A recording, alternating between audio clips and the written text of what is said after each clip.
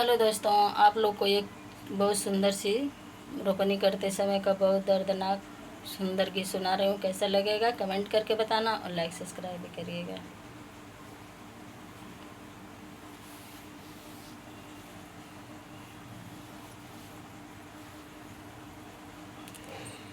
सुनीले तू ससुर का हाल हमारी अम्मा हो। अरे सुनीले तू ससुर का हाल हमारी अम्मा हो। अरे हमारे करम में लागे आगे हमारी अम्मा हो। अरे हमारे करम में लागे आगे हमारी अम्मा हो। पहिले पहिले हम गाइली गवनवा हो। अरे गाइली गवनवा हो। अरे सासू हमारी गेहुआ पिसावे हमारी अम्मा हो। अरे सासू हमारी गेहुआ पिसावे हमारी अम्मा हो। रगरी रगरी गेहुआ पिसली हमारी अम्मा हो। अरे पिसली हमारी अम्मा हो।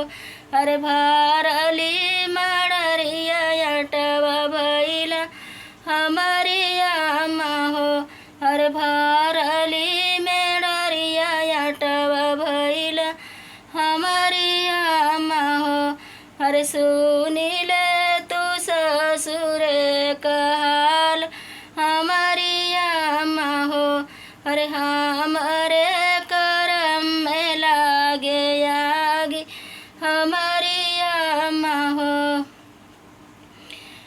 अरे जब हम आटवा के साने चलली अम्मा हो।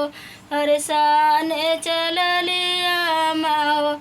अरे भरली थरियावा आटवा सनली हमारी अम्मा हो।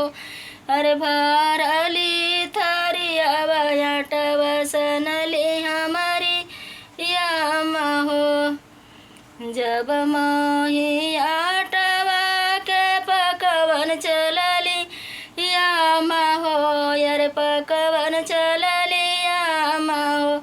अरे नावही गोरोटिया एकटी करिया हमारी अम्मा हो।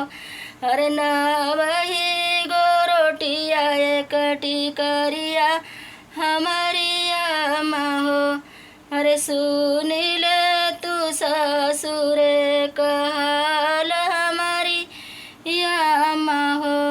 अरे सुनीले तू ससुर का हाल हमारी अम्मा हो।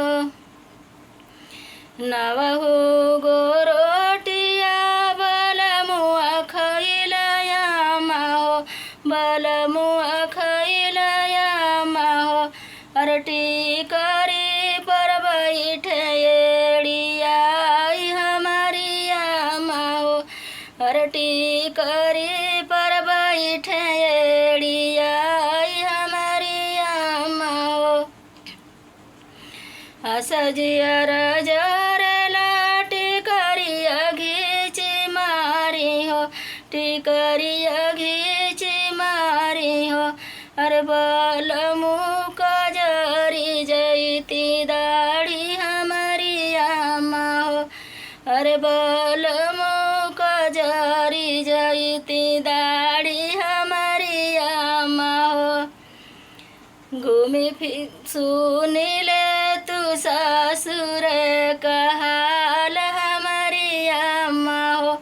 अरे सुनीले तू ससुर का हाल हमारी अम्मा हो। अरे हमारे करम में लागे आग हमारी अम्मा हो। अरे हमारे करम में लागे आगे हमारी अम्मा हो। घूमे फिरी सासुया में मांगली जवनवा हो। अरे मांगली भोजनिया हो। अरे ये कहूँ न आवेला जवाब हमारी आमा हो। अरे ये कहूँ न आवेला जवाब हमारी आमा हो।